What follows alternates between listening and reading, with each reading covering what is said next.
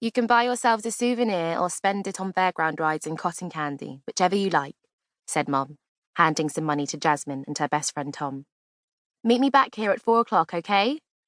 Wow, thanks, Mum, said Jasmine, looking in delight at the money. Thank you very much, Dr. Singh, said Tom. Can me and Ben go off on our own too? Asked Jasmine's little brother, Manu. Certainly not, said Mom. You two need to stay with me. But that's not fair. When you're 10, you can go off without me, said Mom. Jasmine wasn't allowed to wander around the sheep fair on her own when she was 6. Come on, Sky, said Jasmine, giving her sheepdog's leash a little shake.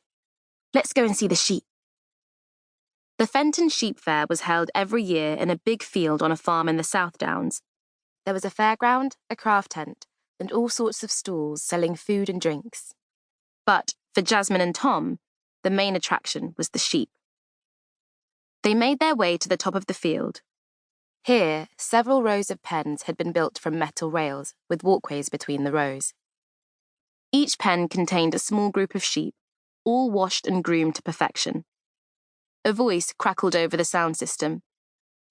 The next class to be judged will be South Down Ewe Lambs. Could all entrants make their way to the show ring now, please? You should have entered Lucky, said Tom. Lucky was Jasmine's pet lamb. His mother had died when he was born, and Jasmine had bottle-fed him until he was old enough to live on grass. I wanted to enter him, said Jasmine, but Dad's too busy with the cows to come to the fair, and Mum was working this morning. Jasmine's dad was a farmer, and her mum was a farm vet, so they were always busy looking after animals or doing office work. Let's go and see the lambs in the ring, said Tom. I bet none of them are as cute as Lucky. They walked between the pens towards the show ring. In some of the pens, farmers were brushing their sheep's woolly coats. One woman was oiling her sheep's hooves to make them shine. Oh, look, said Jasmine. She hurried along the walkway to get a close look. Oh, it's so cute! In the far corner of the farthest pen sat a beautiful baby goat. Its coat was mainly brown with patches of black and white on its legs and back, and a white blaze down the middle of its face. As Jasmine and Tom leaned over the gate, the kid greeted them with a high-pitched bleat. Oh, you're so sweet, said Jasmine. Come here so I can stroke you. It's a girl, said Tom. Look, she's for sale.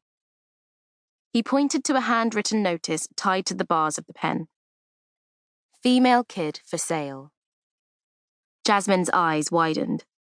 Oh, I wish we could buy her. Tom laughed. Imagine how mad your mom and dad would be if you did. Jasmine already had 6 animals of her own, and her parents had told her that she wasn't allowed to have any more. She and Tom planned to run an animal shelter when they grew up. So far, they had rescued a runt piglet, a motherless duckling, an abandoned puppy, a rejected kitten, 2 baby sparrows, and an orphaned lamb. They had released the sparrows when they were fully grown, and Holly the kitten now belonged to Tom. But Jasmine had persuaded her parents to let her keep Truffle the pig, Button the duck, Lucky the lamb, and Sky the sheepdog. She also had 2 cats called Toffee and Marmite. Anyway, said Tom, noticing a price written below the sign, with the money your mom gave us, we could only buy half of her. The little goat stood up, bleated, and took a few tentative steps toward the children. Jasmine stroked her back. Her coat's so soft, she said. Feel it, Tom. Sorry, little goat. I can't buy you, but I hope you find a lovely home. Mind your backs, said a gruff voice behind them. The children turned to see a man leading 2 sheep on halters. They stepped away from the gate so he could open it and take the sheep inside. Excuse me, said Jasmine in her politest voice. Is this your kid? He grunted in a tone that Jasmine understood to mean yes. She's beautiful, said Jasmine. How old is she? 4 weeks, he said, taking the halter off one of the ewes.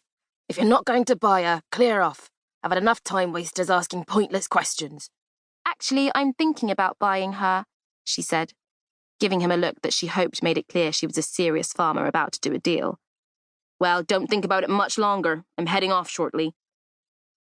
A flicker of hope rose inside Jasmine. If nobody bought the goat today, maybe she could persuade her parents to let her buy it later.